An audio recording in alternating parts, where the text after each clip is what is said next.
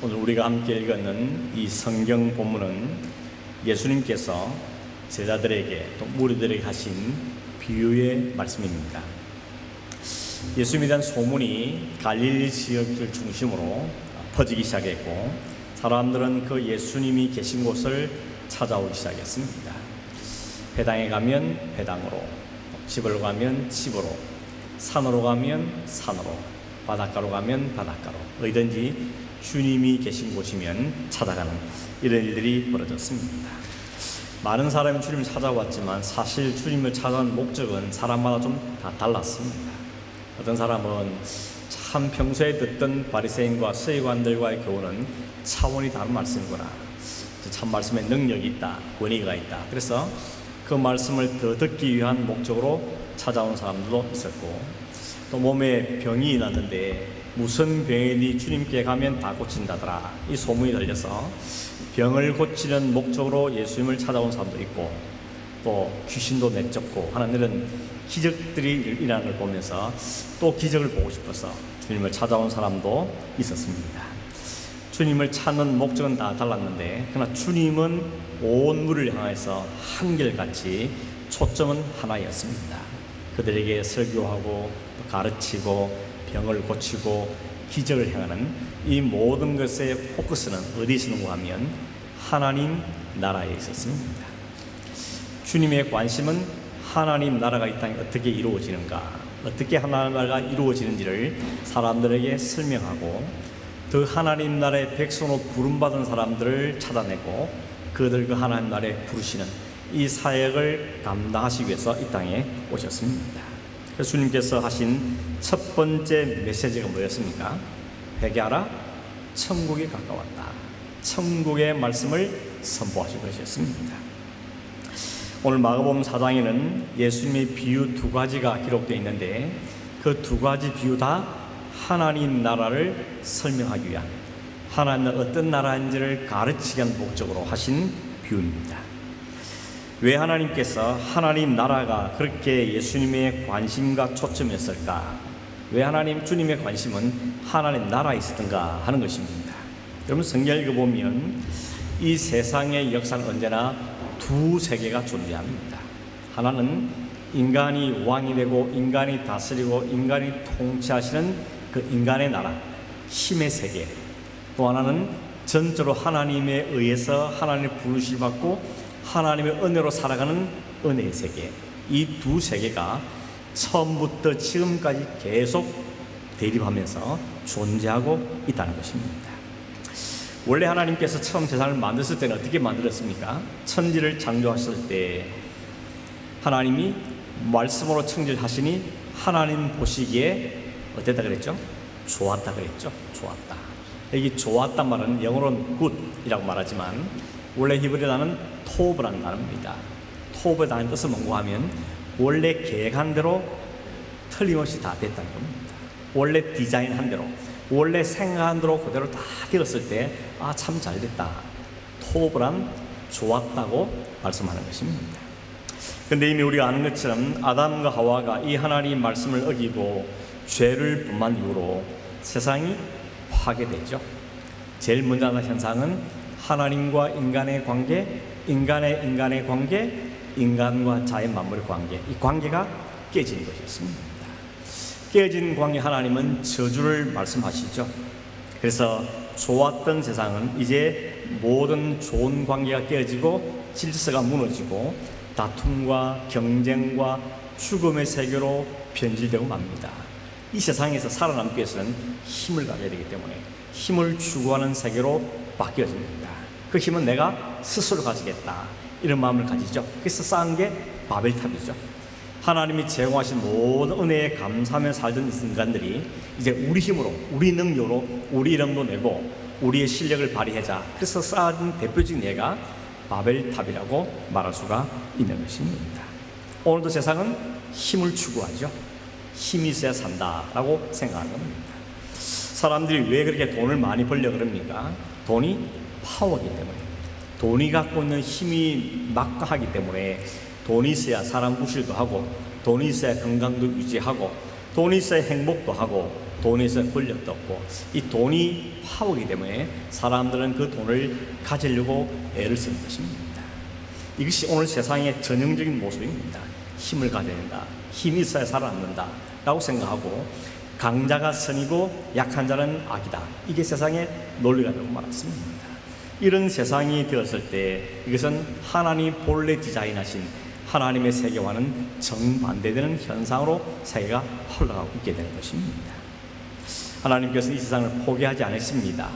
이렇게 타락하고 범죄하고 흩어진 이 세상을 다시 하나님이 원래 계획대로 하나님 나라를 다시 세우기 위해서, 회복시키기 위해서 하나님은 계속해서 지금도 일하고 계시는 것입니다. 그래서 이 두 세계가 언제나 역사상에 존재하면서 대립하면서 진행되고 있는 것입니다.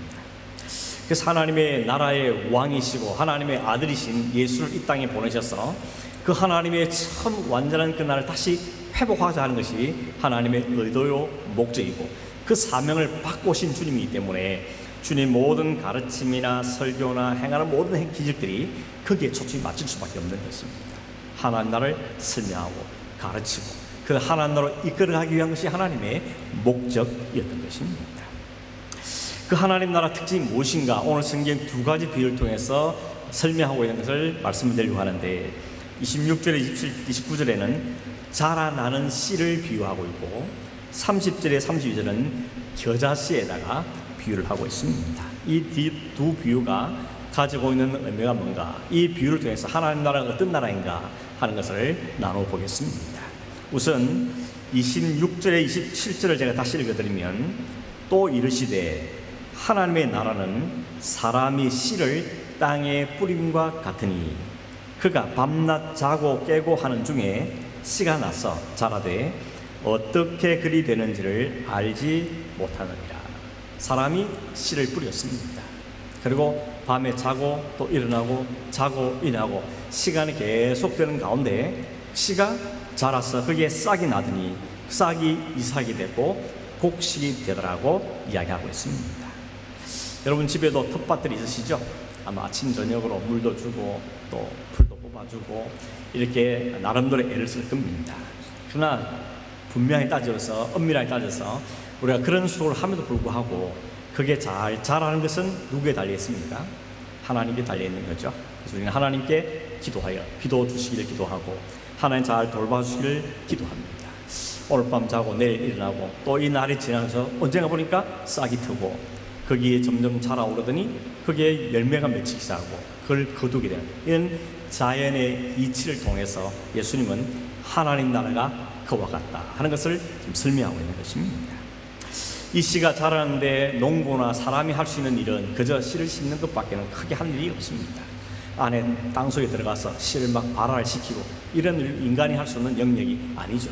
거기에 영양분을 잘 빨아들여서 잘 자라고 거기에 열매를 탐스럽게 맺히는 이 모든 과정도 인간은 그저 바라보면서 감탄할 수밖에 없죠. 와, 오늘 또 열매가 맺혔구나, 올해도 이게 풍성하게 맺혔구나. 그러면서 하나님이 하신 줄 아는 사람들은 그것을 하나님께 감사하게 되는 것입니다. 하나님 나라가 그렇게 이루어진다고 말씀하고 있습니다. 땅속의 날도 알 수 없는 것처럼 하나님 나라 어떻게 역사하는지 우리는 미처 깨닫지 못하고 알지 못하지만 하나님은 밤중에도 지금도 쉬지 않고 일하심으로 하나님의 열매를 만들어내 가시는 것, 하나님 나라를 이루어 가시는 것, 그게 하나님 나라가 갖고 있는 특징이라는 것입니다. 그 안에 생명이 있기 때문이라는 것이죠. 그냥 씨를 심는다고 씨가 자라는 게 아니고 그 안에 생명이 있는 씨라야 자라게 되는 것처럼 하나님이 뿌려놓으신 이 땅의 하나님 나라, 이 복음의 씨앗은 그 안에 생명력을 갖고 있기 때문에 그걸 그냥 없어지는 것이 아니라 거기에 싹이 나고 자라고 성장하게 된다는 것을 말씀하고 있는 것입니다. 결국 주님께서 첫 번째 말씀한 이 자라는 씨에 대한 비유의 핵심 뭔가 하면 생명력이 있는 것이죠. 그 안에 씨 안에 생명이 있다. 복음에 하나님의 말씀에 생명이 있다는 것을 가르치는 것이 주님의 의라고 말할 수 있습니다. 그렇기 때문에 이 씨가 어디에 심겨냐, 이 생명을 담고 있는 씨가 어디에 심겨냐가 중요한 것이죠. 오늘 내 안에 뿌려지고 심겨졌기 때문에 내 안에 복음의 역사가 일어난 것입니다. 내가 주님을 알게 되고 주님을 입술로 고백하게 되고 그 하나님을 찬송하게 되고 그 주님의 말씀을 다 살고자 하는 열망들이 일어나고, 이 모든 역사들은 내가 억지로 짜낸 것들이 아니고 그 생명의 신 복음이, 하나님의 말씀이, 그 하나님 나라는 우리 안에서 역사하기 때문에 나타나는 현상인 것입니다. 매일 보면 잘 모르지만 일주일에 한 번이나 한 달에 한 번이나 본 사람들은 변화가 눈에 띄죠. 그새 많이 자랐구나. 우리 애들 보면 특히 그렇죠. 쑥쑥 자랑을 깨닫게 됩니다.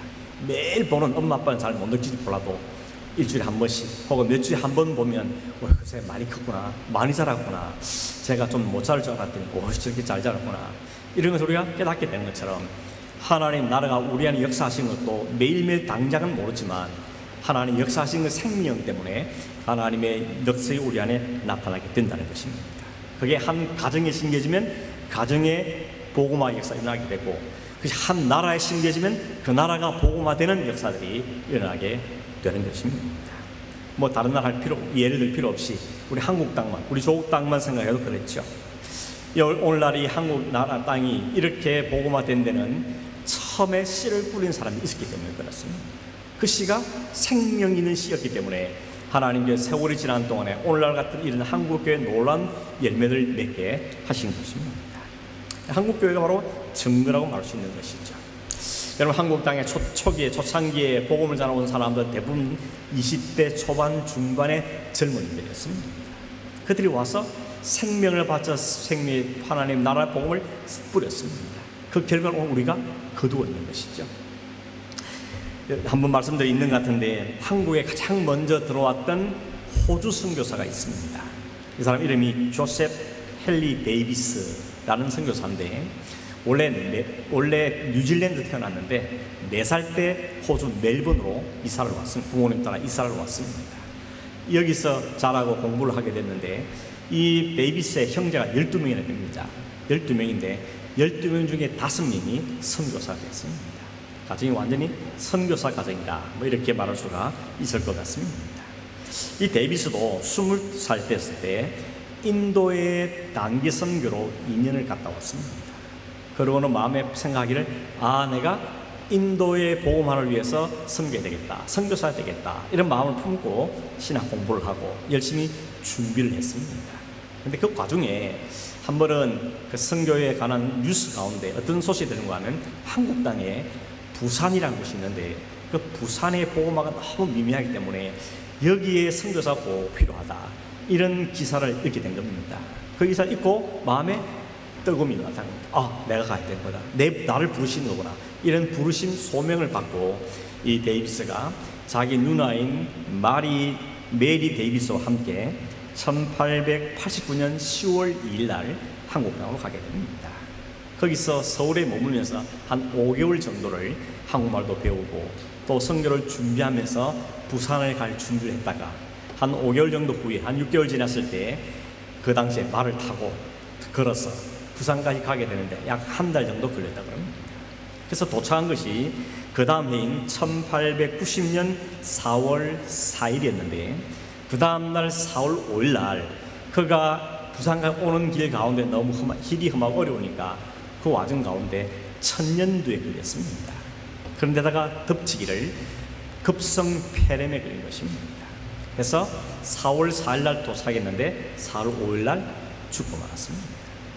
제대로 부산의 복음에서 복음을 전하기도 전에 그는 안타깝게도 젊은 33살의 나이에 부산에서 죽음을 맞이한 것입니다.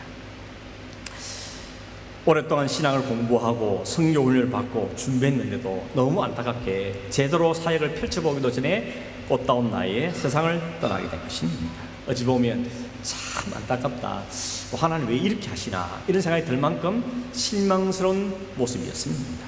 그런데 놀라운 일이 벌어진 데 뭔가 하면, 이 데이비스의 죽음을 들은 호주의 멜번에 있는 교회들이 한국이란 나라에서 관심을 갖기 시작하고, 그 데이비스의 죽음, 순교를 우리가 헛되이 할 수 없다. 그래서 한국을 위한 선교 무브먼트가 막 일어나기 시작했습니다. 선교회들이 여러 개 조직이 되고, 선교에서 내가 가겠다고 헌신한 사람이 점점 일어나고, 그렇게 해서 그 이후로 약 한 130년 지난 동안에 호주에서 부산 경남 지역에 파송된 선교사 숫자만 130명 정도 되었다 그럽니다. 그 사람들이 가서 부산, 혹은 마산, 창원, 거제, 혹은 창원, 거창 이런 지역들에 가서 복음을 전하는 사명을 감당했습니다. 그래서 여러분, 호주 선교가 한국의 그 남단, 그 부산 경남 지역의 복음을 이루는데 아주 혁혁한 공을 일으킨 것이 바로 이 호주에 있는 장로교였습니다. 하나님께서 하시는 일은 이렇게 참으로 놀라운 일인 것이죠. 그 한 사람의 순교가 그냥 죽은 줄 알았더니 그 죽음이 점점 자라 씨를 맺고 싹을 맺어서 이렇게 한국 땅에 이런 놀라운 복음을 가져오는 엄청난 열매를 맺게 된 것을 우리에게 보여주고 있는 것입니다. 하나님 자신이 이렇게 엄청나고 놀랍죠. 인간들 보기에는 뭐 되겠나, 저래가 뭐가 되겠는가 이런 생각이 들 것 같은데, 하나님이 생명이신 것이면 하면 개인 안에 역사가 일어나고 가정 안에 역사가 일어나고 나라와 민족 안에도 이런 놀라운 역사가 나타난다. 이게 바로 하나님의 생명의 복음은, 하나님 나라는 죽지 않고 자라고 생명이 있다는 사실을 이야기해주고 있는 것입니다. 과거에 어느 성도 한 분은 특별 새벽기도 때 늘 큼지막한 가방을 메고 새벽기도에 참석을 했습니다. 다들 저게 뭔가 궁금해가지고, 그때 저도 부교육자였기 때문에 저 안에 뭐가 들었을까 이렇게 궁금하게 얘기했는데, 어느 날 그분이 자기 가방에 뭐가 들었는지를 이야기를 했습니다. 그 방 안에는 자기 남편의 구두가 들어있었습니다. 그 구두를 들고 사는 게 기도하길, 하나님 이 구두가 먼저 왔는데 구두 주인도 오게 해주십시오. 그렇게 기도를 했다는 것입니다. 그 남편이 왔을까요? 안 왔을까요? 안 왔으면 이 말을 할 이유가 없겠죠. 어떤 분은 또 그랬대요. 남편이 항상 교회 앞까지, 정문까지 차를 태워주고 자기는 갑니다. 차 안에 있든지 아니면 집에 갔다가 마친 시간쯤 되면 와서 픽업을 해가기를 무려 1년도 아니고 10년을 그렇게 했다는 겁니다.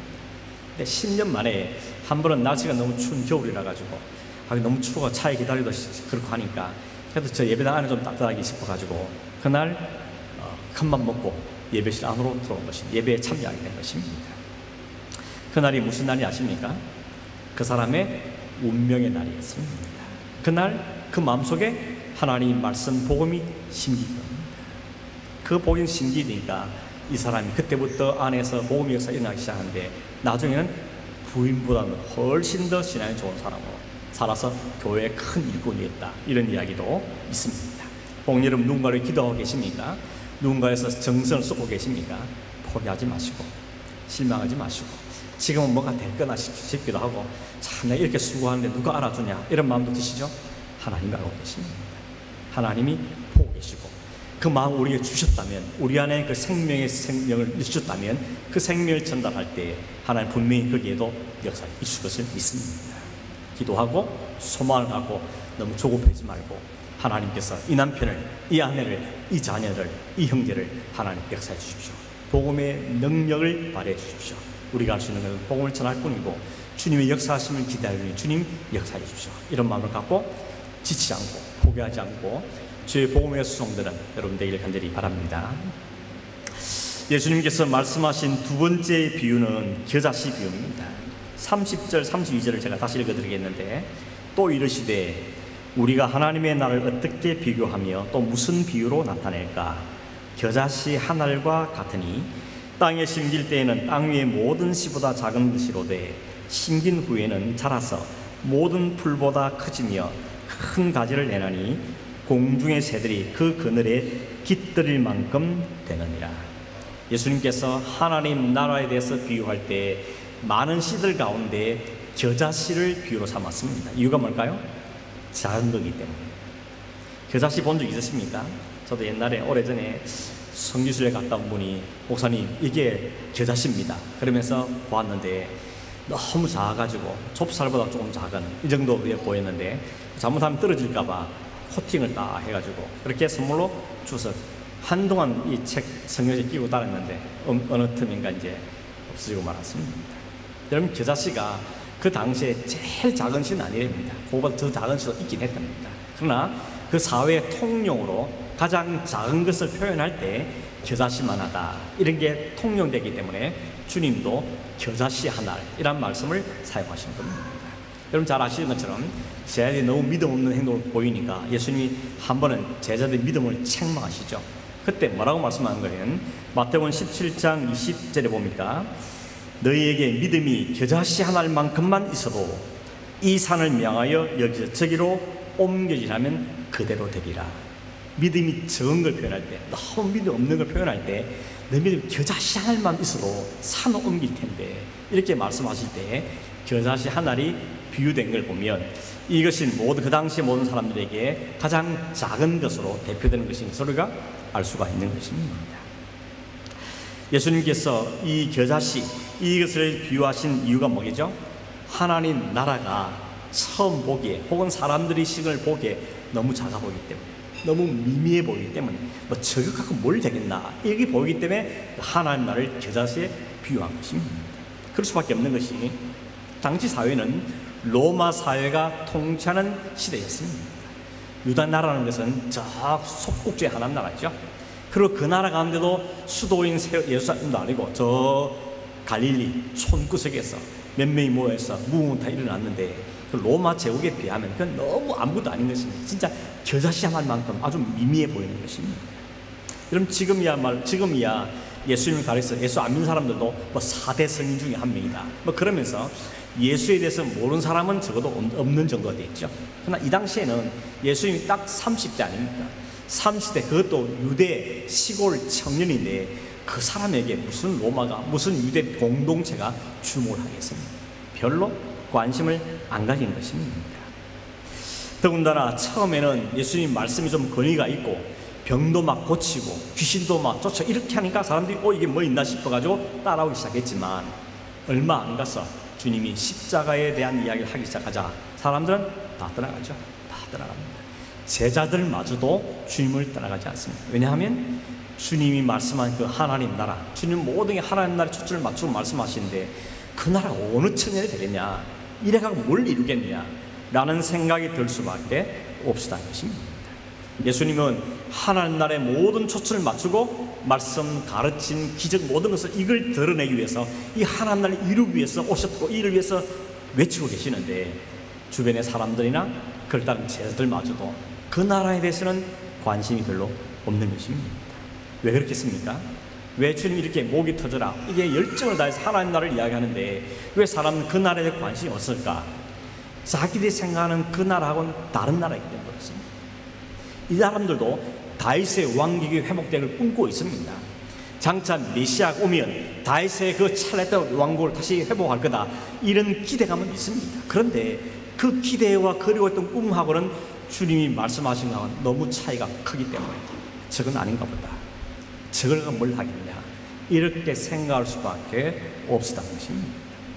여러분 예수님은 하나님 나라의 왕이라 그러면서 전혀 왕답지 않게 태어나시죠. 왕국에 태어나신 것이 아니고 저 마구간에 아무도 찾지 않는 그곳에 태어나셨습니다. 그것도 동정녀 몸에서 태어났습니다. 우리에게는 이 동정녀 탄생이 굉장한 의미를 갖고 있지만 그 당시 문화에서는 처녀가 아기를 가지면 어떻게 됩니까? 때려 죽게 된 것입니다. 맞아 죽기 딱 같은 모습으로 오신 것입니다. 더구나 성경이 말하는 예수님 풍채도 없고 외모도 없고 고운 모양도 없고 머리 둘 곳도 없는 그런 삶을 사셨습니다. 3년 동안 사역할 때 처음에는 사람들이 꽤 모여서 12명 제자도 생기고 50명도 생기고 500명도 생기고 그랬는데 그러나 십자가의 죽음 앞에 사람들 모두 다 떠나고 말았습니다. 제자들마저도 결정적인 순간은 아무도 남지 않고 다 주를 떠나고 베드로는 주님을 저주까지 하면서 나 그 인간하고 관계없습니다 라고 말하면서 떠났던 것이 주님이었습니다. 그러니 오늘 그 당시에 세상들이 볼 때 저분을 통해서 저 사람을 통해서 무슨 하나님 나라 이루어지겠느냐 라고 생각하는 게 어쩌면 당연했을지 모르는 것입니다. 적어도 로마와 좀 대적할 만한 뭔가를 좀 자격을 갖춰야지, 신분을 갖추든지 힘을 갖추든지 뭘 보여줘야 되는데 아무도 보이지 않으니까 뭐 가이사는 가이사를 바치라 그러고 위에 정부에 충성하라 이런 말씀을 던지니까 그들은 로마에 대항해서 이 나라를 해방하실 그 다윗 왕국을 꿈꿀 그들에게는 전혀 주님이 맞지 않았던 것입니다. 그래서 여러분 주님 나라, 하나님 나라는 겨자씨같이 미미해 보였던 것입니다. 그러나 주님께서 이 겨자씨를 비유의 특징인 또 하나의 이유가 뭡니까? 그 겨자씨가 갖고 있는 잠재력, 성장력, 폭발력인 것이죠. 엄청난 생명력을 가지고 있는 것입니다. 오늘 성경에 보니까 땅에 심길 때는 땅의 모든 씨보다 작은 것이지만 심긴 후에는 자라는데 모든 풀보다 커지고 큰 가지를 내서 공중의 새들이 그 그늘에 깃든다고 말씀하고 있습니다. 겨자씨는 비록 눈에 보이지 않을 만큼 작은 씨지만 그 씨가 자라기 시작하면 그래 보니까 최대 3m, 4m까지 자란다는 겁니다. 그렇다고 막 가지 있고 나무 있고, 이 나무는 아니지만 어쨌든 키가 그만큼 커지고 그 아래 그늘이 생기면 거기에 새들이 와서 쉴 수 있을 정도만큼의 그런 일을 이룬다고 이야기하고 있는 것입니다.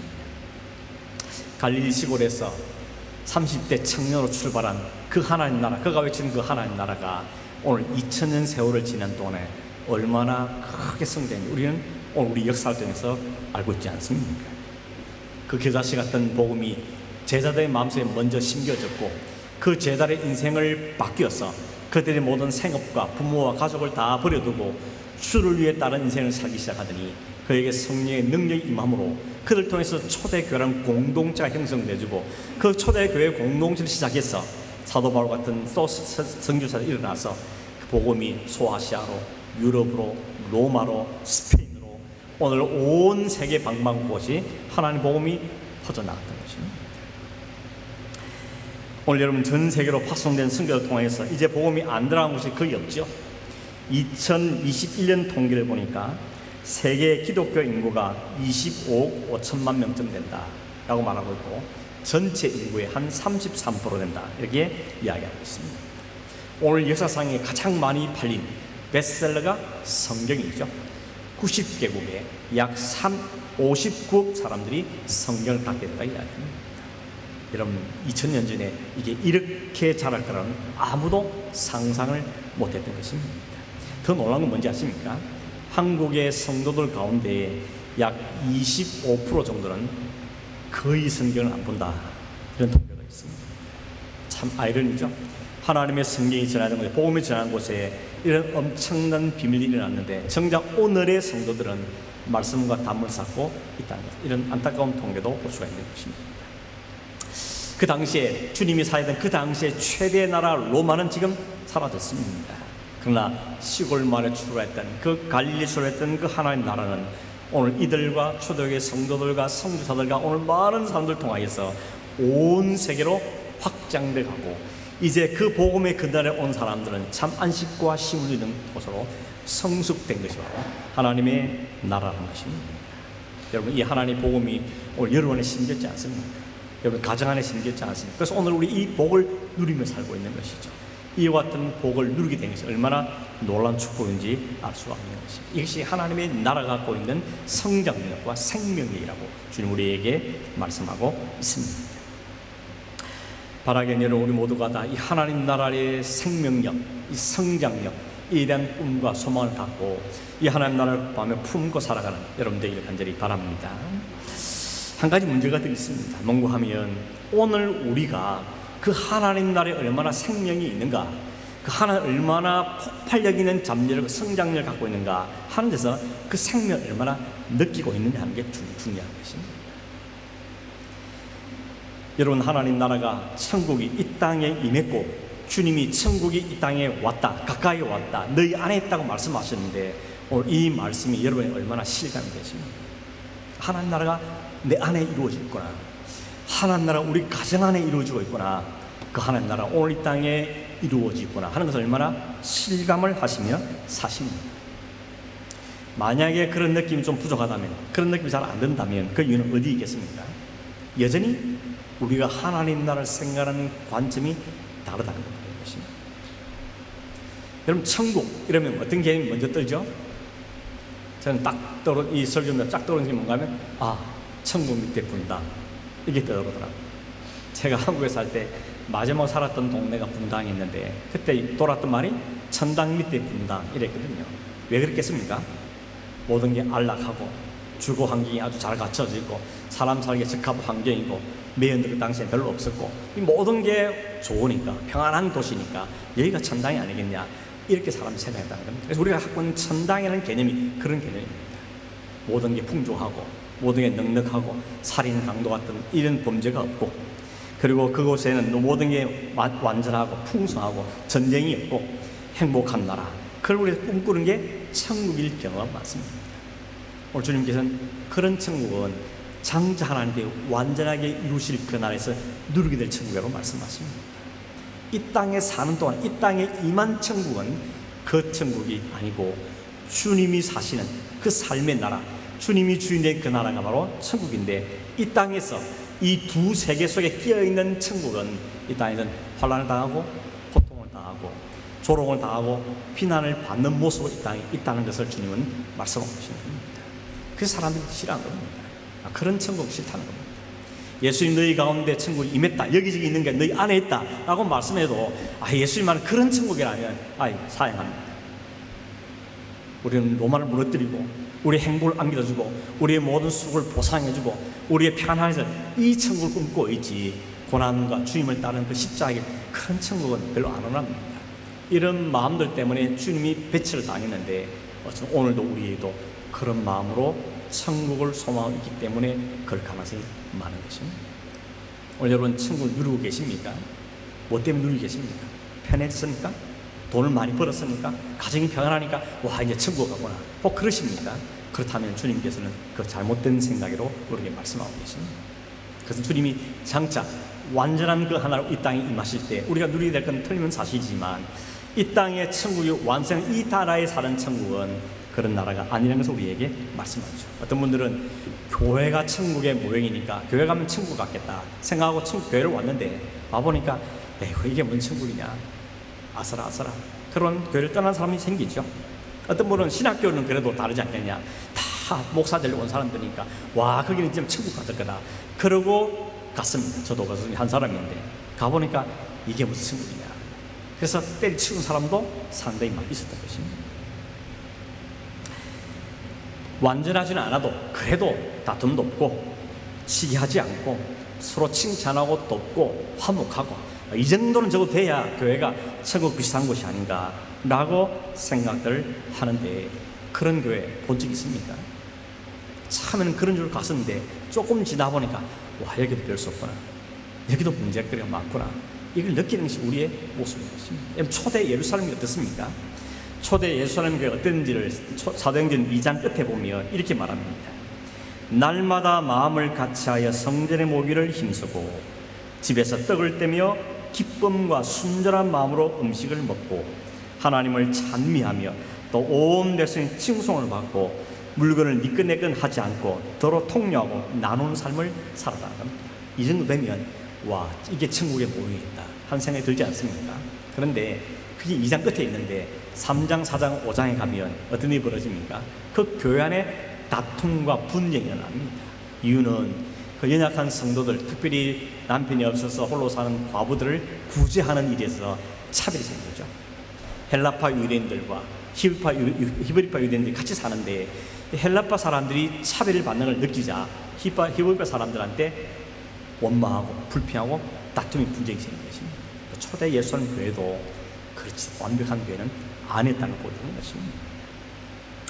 오히려 주님께서는 뭐라 말씀하죠? 그 나라 어떤 사람이 들어가나 어떤 사람이 주어진 나라인가 하면 회개하라 천국이 가까웠다라고 말씀합니다.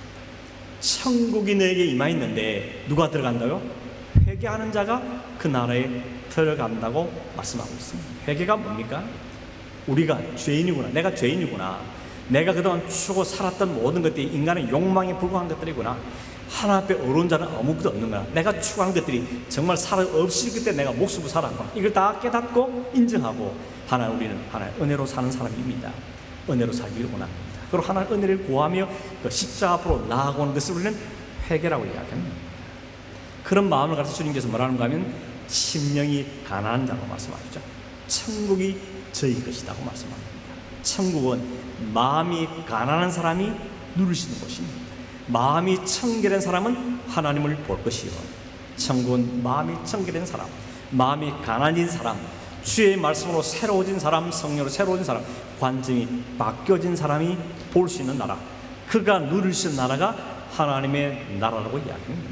근데 그 주님을 따라서 그 나라를 가기를 원하는 사람에게 주님이 말씀하기를 자기를 부정하고 자기 십자가를 지고 나를 따르라 하나님 나라는 그런 나라라고 말씀하십니다. 이 땅에 사는 동안은 이 세상에 알고가 가라지가 섞여서 가라지에다 오히려 밟히는 나라, 오히려 은혜의 세계가 힘의 세계에 눌리는 나라, 이게 오늘 세상이기 때문에 주님의 말씀을 따라 하나님 나라를 소망 사는 사람들은 주님 같은 삶을 사는 그 길은 십자가의 길이고 그 길은 좁은 길이고 그 길은 좁은 문이라고 주님은 우리에게 말씀하십니다. 그래서 우리가 신앙생활을 하고 나서도 확 편 인생 사는 것이 아니고 오히려 이 세상에 조롱과 놀림을 받고 비웃음도 때때로 받으며 뭐 그렇게 살아면 뭐 할 거냐는 조롱도 받으면서 살아가는 삶이 우리에게 이루어지는 것입니다.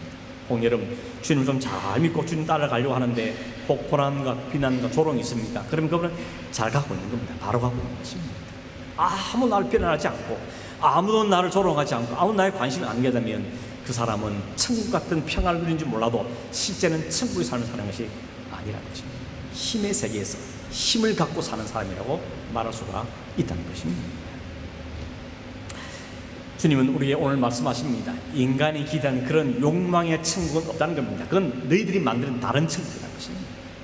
하나님이 말씀하는 그 천국은 하나님이 전적으로 통치하는 나라고 주님이 왕 되신 나라인데 그 왕이 섬기는 모습 오셨고 자기를 죽어서 이룬 나라이기 때문에 우리가 죽어서야 가는 나라입니다. 죽어져야 누릴 수 있는 나라가 하나님의 나라라는 것을 오늘 우리에게 말씀하고 있다는 것입니다. 그런데 죽은 줄 알았는데, 땅의 집합이 죽은 줄 알았는데, 세상의 집합이 죽은 줄 알았는데 그 주님이 다시 살아나시고 그 주님을 통하여서 온 세계에 그 복음이 확장돼가고 생명을 일으키는 것, 이게 하나님 나라의 본질인 것을 우리에게 말씀하고 있는 것입니다. 말씀을 맺으면 여러분 어떤 하나님 나라를 기대하십니까? 모든 게 잘 되고 기도하면 척척 다 이루어지고 건강에 전혀 어려움도 없고 애들이 다 잘 되고 하는 일마다 대박이 나고 그런 천국을 꿈꾸고 계십니까? 그런 나라는 없습니다. 주님이 약속하지 않는 나라입니다. 주님이 약속한 하나님 나라를 걷는 길은 주님을 따르는 길이고 주님께서 최종적으로 우리 안기를 생명의 면류관을 기대하면서 주님이 진짜 우리 눈물을 씻어주면서 수고했다고 격려하고 내가 준비한 내가 말한 모든 이제 함께 누리자라고 말씀한 그 날을 사모하면서 오늘 이 땅의 힘겨운 삶을 믿음으로 기도하며 성령의 도움을 받아 살아가는 그 삶, 그 사람이 바로 하나님 나라를 사는 삶인 것을 성경은 우리에게 말씀하고 있습니다.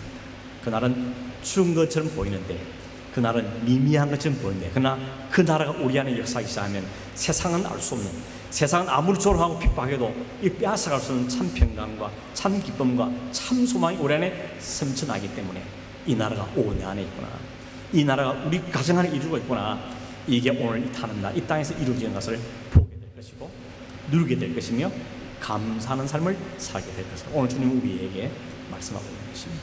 여러분, 이 하나님 나라의 백성으로 부름받은 여러분, 이 하나님 나라의 정체를 분명히 알고 혼란스러워하지 말고 이 하나님 나라를 따라 믿음의 삶을 성실히 살아가는 저런 되기를 주의 이름으로 축원합니다. 기도하겠습니다. 고마우신 하나님 아버지, 우리에게 하나님 나라 천국을 우리에게 선물하시기 위해서 그 하나님 나라를 잠시 버려두시고 이 땅에 오셔서 죽으심으로 썩어지심으로 하나님의 미랄이 되어주심으로 우리를 살려내시고 하나님 나라의 백성을 초대했을 뿐만 아니라 우리 안에도 이 복음의 역사를 일으켜주셔서 우리 안에 일어나는 그 생명을 보게 하시고 확인하게 하시고 우리의 환경과 삶의 여부에 관계없이 우리가 주신 그 하나님 나라를 숨고 영원한 그 하나님을 소망하며 살 수 있는 은혜를 우리에게 주신 것을 하나님 진실로 감사함을 드립니다.